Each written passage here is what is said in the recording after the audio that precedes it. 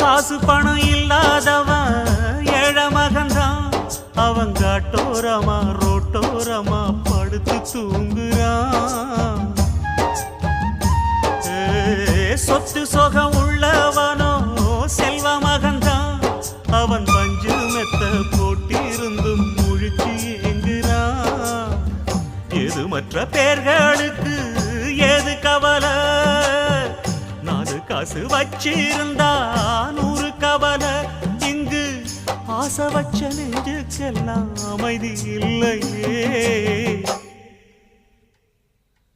என்ன வேலை அது என்ன வேலை?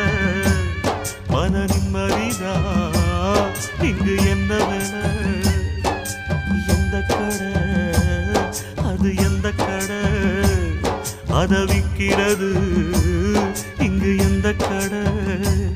பணங்காசுதான் அள்ளி வீசிதான் கடடாதுதான் கடையில் கிடைக்காதே. என்ன வேலை அது என்ன வேலை? மன நிம்மதி